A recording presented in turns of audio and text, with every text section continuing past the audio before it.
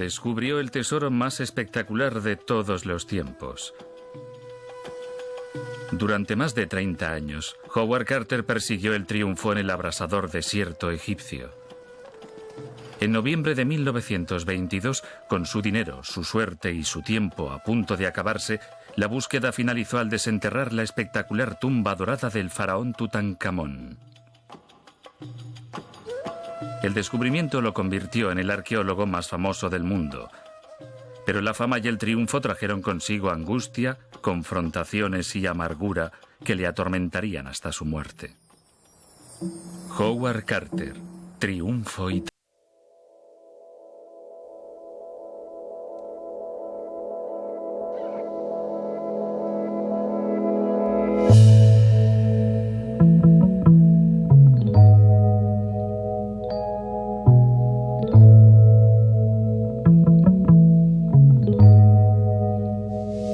egipcio estaban los faraones. Desde sus opulentas cortes reales, los faraones reinaban como los líderes más ricos y poderosos de su época. Los egipcios veneraban a sus faraones como a dioses, y a su muerte los enterraban con ceremonias propias de un dios. En el año 1323 a.C., Tutankamón ocupaba el trono de Egipto. El joven rey murió a los 18 años por causas desconocidas. Tras su muerte, el nombre del faraón Tutankamón fue olvidado por el mundo, enterrado bajo el silencio del paso de los siglos. Cuando la tumba de Tutankamón fue descubierta en 1922, el acontecimiento cautivó al mundo. El camino que condujo a Howard Carter hasta Tutankamón empezó en Inglaterra, donde nació, hijo de Samuel y Martha Joyce Carter, el 9 de mayo de 1874. Creció en la pequeña localidad comercial de Swaffham, en el condado de Norfolk. Su padre era un célebre artista famoso en toda Gran Bretaña por sus pinturas sobre la vida en el campo y los animales. Carter era el menor de 11 hijos y creció en esta casa situada a las afueras de la ciudad. Amaba los espacios abiertos y pasaba muchas horas solitarias paseando por el campo y observando la vida salvaje local. El joven Howard era muy inteligente y heredó las excepcionales habilidades artísticas de su padre, pero faltó mucho a la escuela debido a problemas de salud. Tenía realmente complejo de inferioridad. La falta de una educación formal fue un gran problema para Carter y a lo largo de su vida determinó en gran parte su personalidad. Cuando era tan solo un niño, su padre le llevó a Didlington Hall, hogar de la rica familia Amherst. A través de los Amherst se abrió un mundo completamente nuevo para él. Como muchos aristócratas de la época, los Amherst estaban fascinados por el arte y la cultura del antiguo Egipto. En ese siglo, esta era su versión del viaje de aventuras. Los británicos venían a menudo con toda su familia. Alquilaban bonitos veleros llamados dahabiyas y navegaban Nilo arriba y abajo, haciendo visitas diarias a los templos y tumbas, igual que hoy en día está muy de moda ir a lugares muy apartados del mundo y volver a casa y contar a la gente tus grandes aventuras allí. Los Amherst despertaron en el joven Carter el interés por todo lo relacionado con Egipto y le ayudaron a conseguir su primera oportunidad de viajar allí. Los arqueólogos que trabajaban en Egipto necesitaban a artistas capaces de registrar sus hallazgos en las excavaciones. La habilidad de Carter para el dibujo, más una recomendación de sus acaudalados amigos, le convirtieron en un inmejorable candidato para este trabajo. Tras un periodo de 3 meses de aprendizaje en el Museo Británico, Carter se embarcó hacia Egipto. Tenía tan solo 17 años. El joven aventurero pisó por primera vez suelo egipcio en el puerto de Alejandría en el otoño de 1891.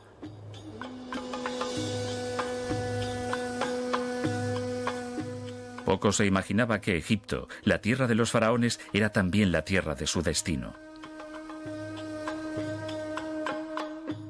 Tras viajar a El Cairo, se puso en camino hacia su primera excavación. La suerte estaba con él.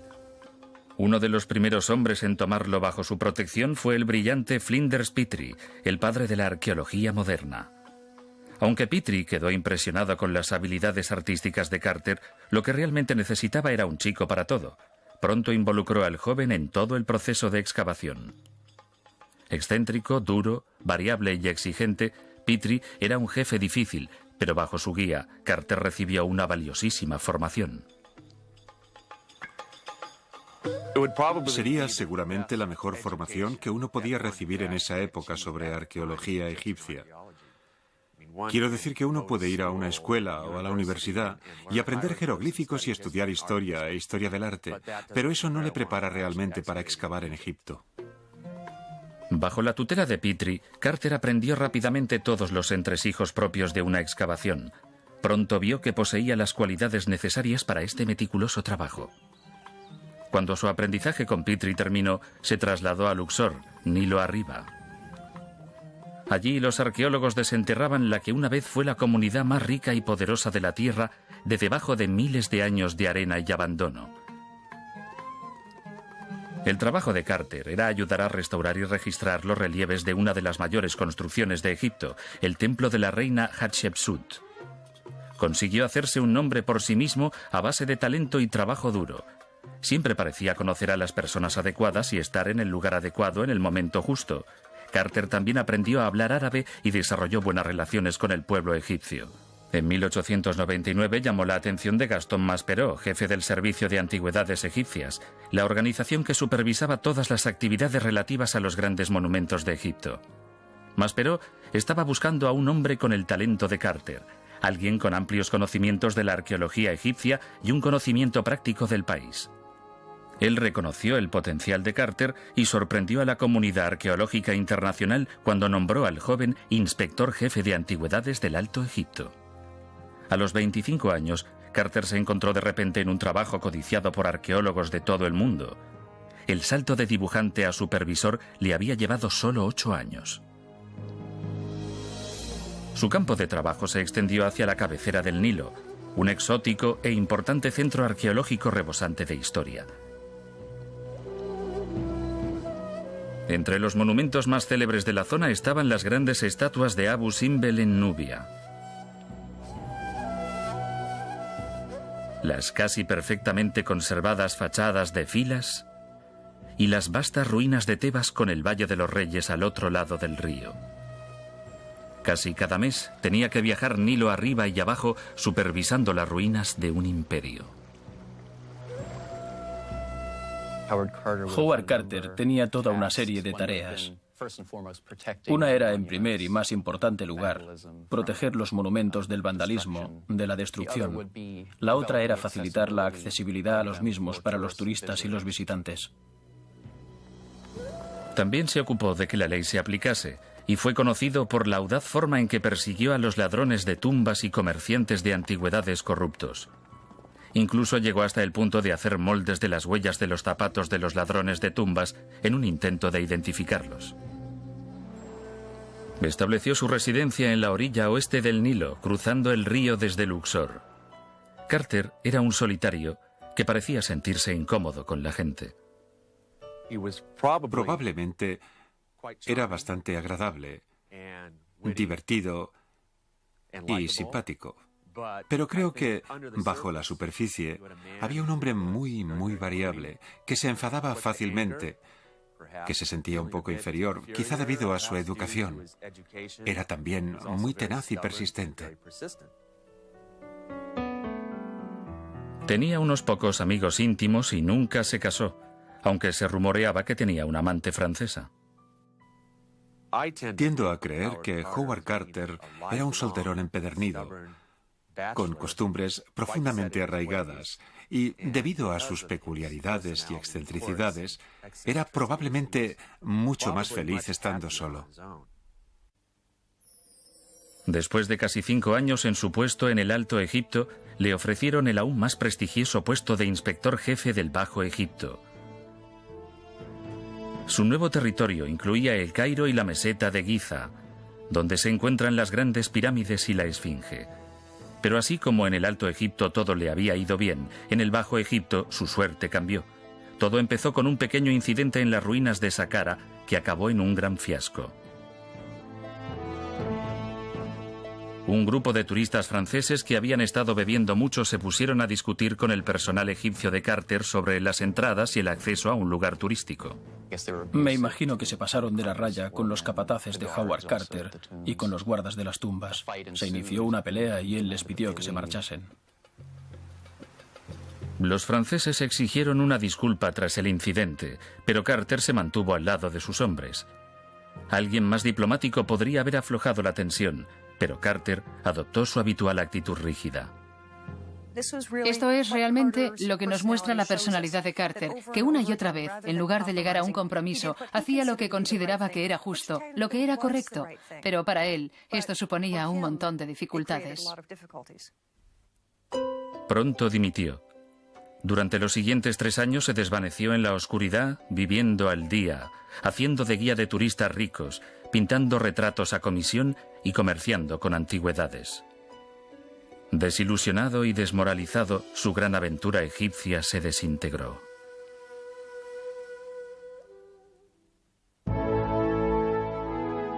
Después de más de 3 años viviendo en la desesperación, Carter conoció al aristócrata británico George Herbert, el 5º conde de Carnarvon. El acaudalado Carnarvon presidía un imperio empresarial desde su antigua morada en el castillo Highclere en Hampshire. Lord Carnarvon sentía debilidad por los caballos y los coches rápidos. En 1901 sufrió un serio accidente automovilístico que le dejó en mal estado de salud. Cada vez más vulnerable a los fríos y húmedos inviernos ingleses, empezó a pasar temporadas en el extranjero en climas más soleados. En 1903, Carnarvon se encontraba en El Cairo, aburrido. Empezó con la arqueología como hobby para aliviar el tedio. Su primera iniciativa en las excavaciones, en que empleó a decenas de hombres durante 6 meses, no fue un éxito. El único resultado fue un gato momificado en un ataúd de madera. Consciente de sus limitaciones, decidió recurrir a un profesional, alguien con la experiencia suficiente para supervisar una excavación seria. El hombre perfecto para este trabajo era Howard Carter. Howard Carter y Lord Carnarvon se complementaban realmente bien el uno al otro. Lord Carnarvon aportó un enorme entusiasmo al proceso de excavación. Howard Carter, por su parte, aportó su gran capacidad de atención por los detalles, lo que es fundamental para el proceso arqueológico y de recopilación de restos antiguos.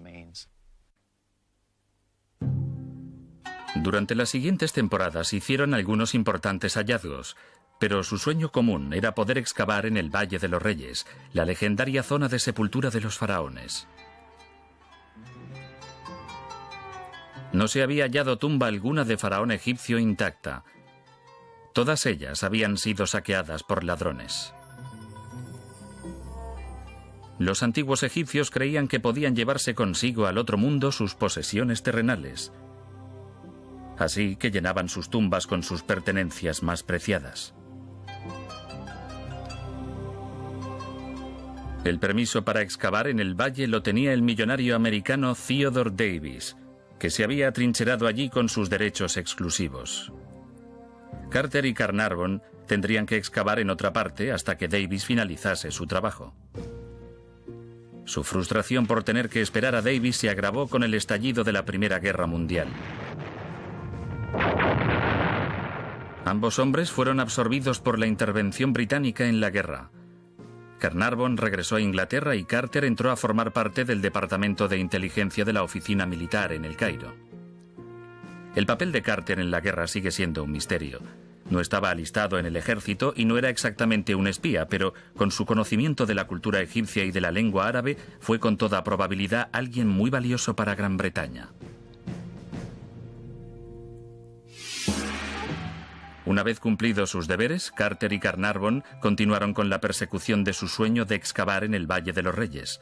Theodore Davis había abandonado por fin su trabajo allí, declarando que había agotado todas las posibilidades de descubrir la tumba de un faraón. Pero Carter estaba seguro de que había un faraón con el que no se había contado. Tutankamón era considerado una posibilidad, porque su tumba no se había encontrado, y su cuerpo tampoco se había hallado en ninguno de los escondrijos y momias descubiertos hasta el momento. Así que existían grandes posibilidades de que su tumba estuviese en el valle y que contuviese su momia dentro. En este pequeño foso, Davis había desenterrado varios objetos con el nombre de Tutankamón. Creía que el foso era la tumba saqueada del joven rey. Carter no estaba de acuerdo. El lugar era demasiado insignificante para ser una tumba real. El hecho de que se hubiesen hallado objetos con el nombre de Tutankamón llevó a Carter a iniciar la búsqueda del faraón perdido y de su tumba real. Tutankamón se convirtió en el faraón de Egipto hace 3.300 años, cuando tenía unos 9 años de edad. Se sabe poco sobre su reinado, excepto que no fue largo ni fácil. Muchos investigadores creen que estaba emparentado con el faraón Ajenatón, el gobernante más controvertido de la historia de Egipto. Ajenatón se había propuesto cambiar la religión del país, pasando de la adoración de muchos dioses al culto a uno solo. Aboliendo la antigua religión que se había venido practicando durante miles de años, condujo al país entero al caos. A partir de la muerte de Ajenatón, el joven rey Tutankamón inició la difícil tarea de restaurar las antiguas costumbres. Hay muchas preguntas sin respuesta sobre el reinado de Tutankamón. Egipto volvió a su antigua religión, pero Tutankamón solo vivió hasta los 18 años. A los arqueólogos solo les queda especular sobre la causa de su prematura muerte. Simplemente no tenemos suficientes pruebas para determinar la causa de la muerte de Tutankamón. Algunos creen que se trató de algún tipo de accidente. Hay quienes piensan que fue el descarrilamiento de un carro. Otros dicen que fue asesinado por su sucesor, Ay. Pero simplemente no tenemos elementos suficientes para sostener ninguna de estas hipótesis. Lo que se sabe es que su cuerpo fue momificado y enterrado con toda la pompa y esplendor correspondientes a su posición. Los siglos transcurrieron y su nombre casi se perdió en la historia. En 1917, Howard Carter y Lord Carnarvon iniciaron por fin una excavación seria en el Valle de los Reyes, empleando a más de 100 trabajadores al mismo tiempo. Su objetivo más importante, encontrar una tumba real, quizás incluso la de Tutankamón. Su sistema de excavación era esencialmente limpiar todas las áreas probables del valle hasta las rocas, de forma que si hubiese una entrada, aparecería. Transcurrirían 5 infructuosos años de duro trabajo y muchos gastos. En 1922, el intrépido Lord Carnarvon estaba a punto de abandonar. La búsqueda estaba resultando demasiado difícil, los costes demasiado elevados, la frustración insoportable. En el verano de 1922, durante un descanso en las excavaciones, Carter regresó a Inglaterra y visitó a Carnarvon en el castillo de Highclere. Aunque desmoralizado, estaba dispuesto a jugárselo todo para haber completado su trabajo en el valle. En esta habitación, Carter quemó sus últimos cartuchos para salvar la excavación, ofreciendo financiar de su propio bolsillo la limpieza de una última zona de suelo que aún no habían trabajado. El área estaba situada en el lugar donde se habían construido algunas cabañas para los trabajadores que habían excavado las antiguas tumbas. Si se hacía un descubrimiento, pertenecería a Carnarvon, ya que era el propietario de la licencia de excavación. La oferta de Carter sorprendió a Carnarvon. Tras un momento de reflexión, decidió seguir con la excavación e insistió en pagar todos los gastos como siempre. Creo que Lord Carnarvon cedió probablemente porque vio el entusiasmo de su socio, Howard Carter. El hecho de que un hombre que no era ni mucho menos rico estuviese dispuesto a invertir su propio dinero conmovió a Carnarvon y así accedió a esta nueva temporada de excavaciones.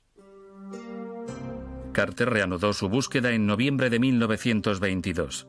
Era posiblemente su última oportunidad, pues se estaban agotando sus opciones, su dinero y su tiempo.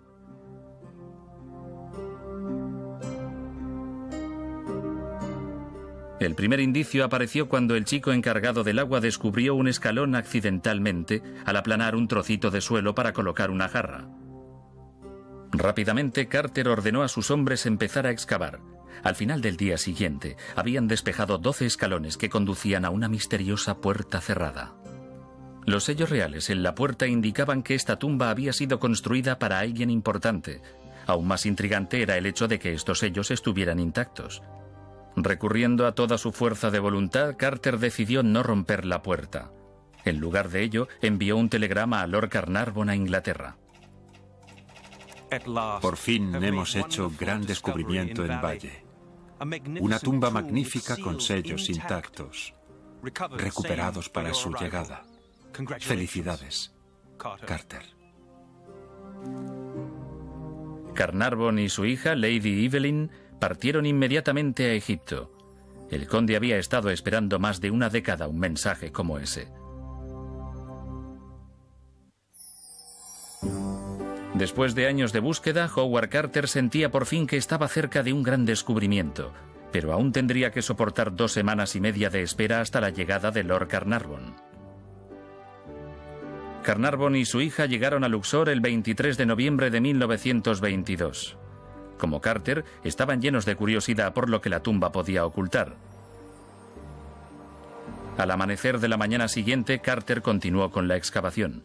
Se retiraron más escombros de la puerta de la tumba, revelando un sello con el mágico nombre de Tutankamón. Un sentimiento de puro júbilo invadió al grupo.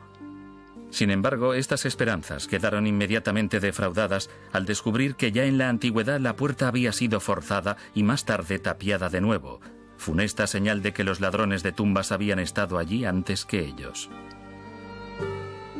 Al otro lado de la puerta hallaron un corredor lleno de escombros. Se necesitaron casi 2 días para despejarlos. Al final del corredor había otra puerta. El momento había llegado. Utilizando una barra de hierro, Carter consiguió abrir un pequeño resquicio. Había pasado más de 30 años en Egipto en busca de lo desconocido. Ahora todo se reducía a este momento.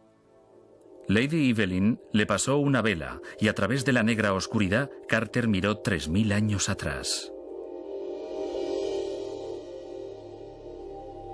Al principio no podía ver nada. El aire caliente que escapaba de la cámara del tesoro hacía vacilar la llama de la vela. Pero luego mis ojos se fueron acostumbrando a la luz. Detalles del interior de la sala fueron emergiendo lentamente de la neblina. Extraños animales, estatuas y oro. Por todas partes el brillo del oro. Howard Carter. Deslumbrados y mudos de asombro, fueron haciendo más grande el agujero de la puerta y entraron. En el interior de la tumba flotaba un tenue perfume. Era como si la sepultura hubiese tenido lugar el día anterior. Allí se hallaba el tesoro más grande de todos los tiempos. Carter y Carnarvon habían conseguido por fin lo imposible. El día de los días, el más maravilloso que he vivido y que seguramente viviré jamás. Howard Carter. En estado de euforia, se retiraron a casa de Carter para pasar la noche. Era imposible dormir. Sus mentes estaban llenas de imágenes y preguntas sobre el tesoro. Las respuestas a estas preguntas tendrían que esperar hasta la apertura oficial de la tumba, 3 días más tarde, en presencia de las autoridades egipcias. Era la visión más increíble que cualquiera desearía ver jamás, el contenido de esa tumba. Y debió ser tremenda la tentación de entrar y contemplar esa cantidad de objetos extraordinarios.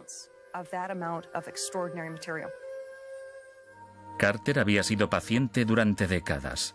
En estas condiciones, sin embargo, encontró imposible contenerse por más tiempo. Durante esa misma noche, o en algún momento durante los días siguientes, Carter, Lord Carnarvon, Lady Evelyn y Arthur Callender, uno de los principales colegas de Carter, regresaron secretamente a la tumba para verla otra vez. Desgraciadamente, estaba claro que la tumba había sido saqueada en la antigüedad. Carter comparó la escena con el decorado de una ópera sobre una civilización largo tiempo desaparecida. Era obvio que los ladrones de tumbas habían estado allí al menos en 2 ocasiones anteriores, pero por alguna misteriosa razón no habían vaciado la tumba. Debieron ser interrumpidos de alguna forma y huyeron. Tendrían a alguien vigilando fuera y abandonaron la tumba rápidamente, o quizá fueron pillados en el acto, en cuyo caso las consecuencias debieron ser bastante severas. Carter vio una pequeña abertura bajo uno de los canapés en forma de animal, por donde los ladrones de tumbas se habían abierto camino. En otra pared, entre las figuras de dos guardianes, había una puerta que también había sido forzada y luego tapiada de nuevo por las antiguas autoridades egipcias. Incapaz de contenerse, Carter reabrió el agujero de los ladrones y él, Lord Carnarvon y Lady Evelyn se deslizaron al interior de la tumba. Lo que vieron seguidamente superaba sus fantasías más alucinantes. Llenando la cámara casi hasta el techo había un enorme sepulcro dorado. Allí era donde descansaba el cuerpo del faraón. Habían encontrado el tesoro más importante. La apertura oficial de la tumba tuvo lugar el 29 de noviembre de 1922. Como un par de traviesos colegiales, Carter y Carnarvon temían que su expedición secreta a la tumba fuese detectada por las autoridades. Como muestra esta fotografía, habían cubierto el agujero de la entrada con una cesta y paja. Sus preocupaciones fueron inútiles. Con toda la excitación, nadie notó nada fuera de lugar y la ceremonia de la apertura fue un éxito espectacular. La noticia del descubrimiento de la tumba de Tutankamón dio la vuelta al mundo.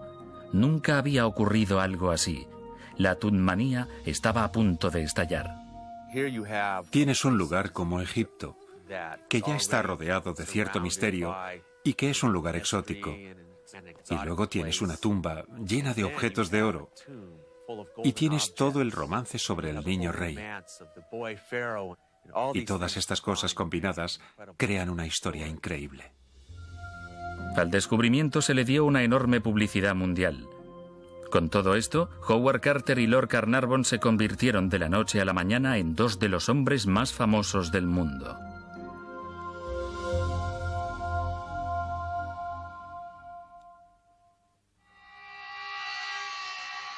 El hallazgo de la tumba de Tutankamón en 1922 fue solo el primero de los desafíos de Howard Carter. La excavación del contenido de la tumba sería igual de difícil.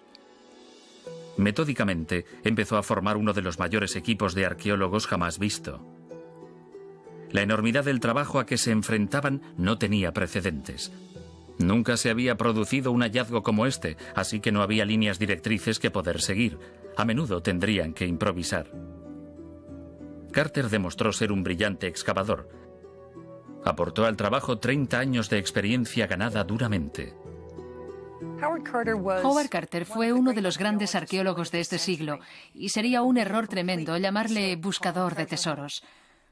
Estaba muy dedicado a la arqueología egipcia. De hecho, creó nuevos sistemas de documentación, lo que es completamente opuesto a lo que se espera de un descuidado buscador de tesoros. Trabajando a menudo a temperaturas de más de 38 grados, los hombres iniciaron la laboriosa y tediosa tarea de registrar y extraer todo el contenido de la cámara mortuoria. Casi cada día desenterraban nuevas maravillas. Extraños y bellos objetos de arte y valiosísima información científica e histórica. La verdadera cultura del antiguo Egipto manaba de la tumba. Como si el trabajo de excavar la tumba no fuese suficiente, Carter también tenía que soportar la presión de todas las fuerzas externas que rodeaban al proyecto. Esto incluía a la prensa, al gobierno egipcio y a miles de turistas. Era una tarea muy dura. Aunque era un brillante arqueólogo, Carter no era un experto en relaciones públicas. Sufría frecuentes tropezones. Lord Carnarvon causó un problema cuando concedió a un periódico derechos exclusivos para cubrir todo lo relativo a la tumba. Concedió derechos exclusivos al Times, al London Times, para cubrir todos los acontecimientos relacionados con la tumba. Esto acabó por convertirse en un problema. Creó una enorme rivalidad con los otros periódicos occidentales. Toda la información sobre cada nuevo descubrimiento tenía que ser canalizada a través del Times a otros periódicos del mundo. Estos se resintieron de esta subordinación al periódico londinense y empezaron a protestar ante Carter. El gobierno egipcio también empezó a presionar a Carter y Carnarvon. Anteriormente se permitía a los excavadores de Egipto llevarse fuera del país parte de los objetos que hallaban. Pero el descubrimiento de la tumba de Tutankamón cambiaría eso. Carter se encontró en medio de una reñida batalla con las autoridades egipcias sobre el control del proyecto y del contenido de la tumba.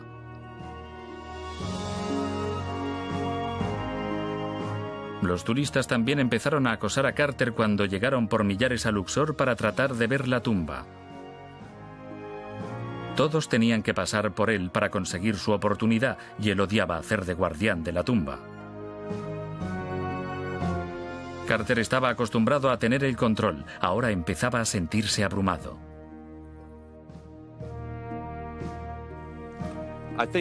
Creo que las prioridades de Howard Carter eran correctas en cuanto a que la tumba tuviese preferencia sobre las numerosas peticiones de actuar como relaciones públicas que a menudo le llegaban.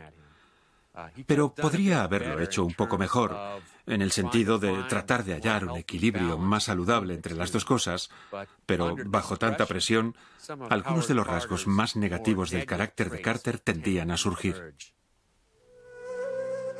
La excavación de Tutankamón pronto pasó de ser el mayor tesoro de todos los tiempos a una leyenda de maldición sobrenatural.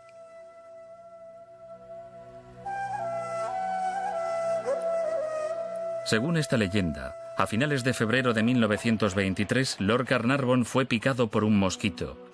Luego, en su hotel de Luxor, se cortó la picadura al afeitarse. Empezó a tener fiebre, pero pareció recuperarse. El 14 de marzo viajó a El Cairo. Después de cenar fuera, fue al cine y luego volvió a su hotel con una fiebre extremadamente alta. Su estado de salud se agravó. Desarrolló una infección en la sangre y neumonía y durante las primeras horas del día 5 de abril de 1923 murió. Lord Carnarvon tenía 57 años.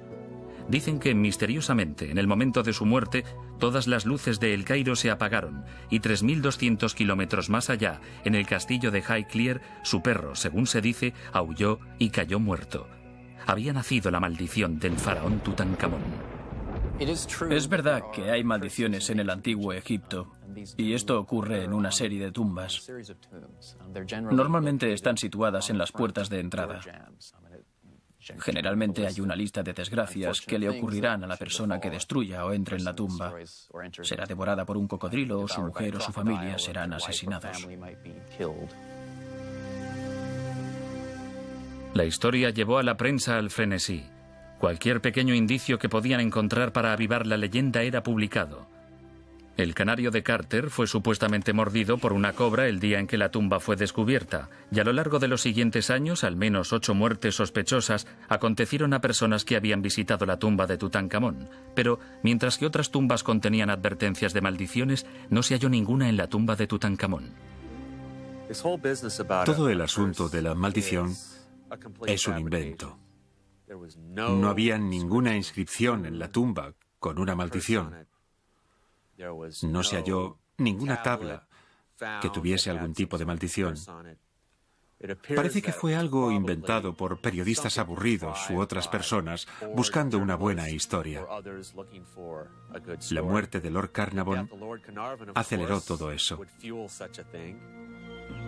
Maldición o no, Carter estaba ahora solo. Había perdido a su mejor amigo y aliado.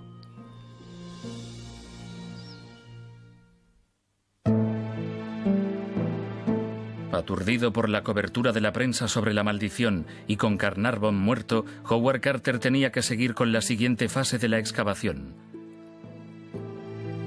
El desafío de abrir el gran sepulcro dorado que contenía el cuerpo del faraón.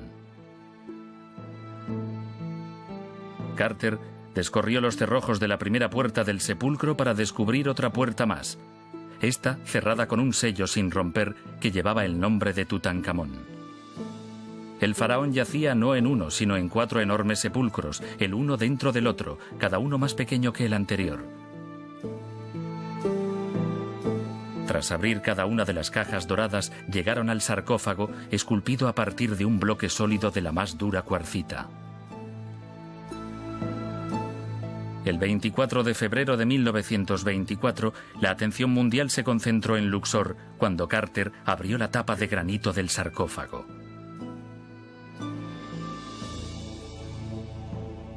Levantamos una enorme losa de más de 1,25 toneladas. La imagen que apareció ante nuestros ojos nos dejó pasmados al principio. El contenido estaba totalmente cubierto por mortajas de lino oscuro.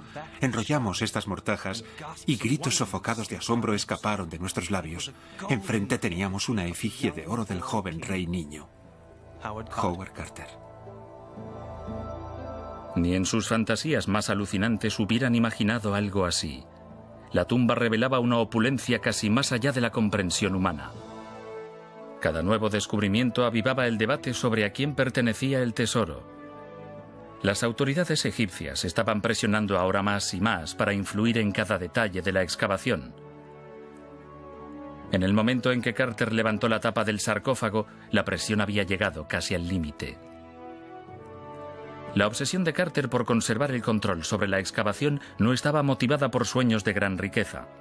Ante todo, era un científico que quería completar su trabajo sin interferencias. Se sentía amenazado por las constantes intrusiones y juegos de poder del gobierno egipcio. Lo que ocurrió a continuación casi le hizo estallar. Le denegaron una simple petición para permitir a las esposas de los miembros de su equipo visitar la tumba antes que la prensa y los dignatarios. Carter se quedó de piedra cuando el gobierno no le concedió este pequeño favor. Así que, con el ataúd suspendido en el aire, se marchó del trabajo. Hecho una furia, cerró las puertas que protegían la tumba y se fue a Luxor, donde escribió una protesta sobre las restricciones y descortesías que creía que la excavación estaba sufriendo en manos del gobierno egipcio. Fue la primera huelga de la arqueología y una metedura de pata catastrófica. Era una forma muy mala, y esto chocó incluso a los que más le apoyaban y a sus queridos colegas. No cooperaba de ninguna manera y realmente solo calentó la situación.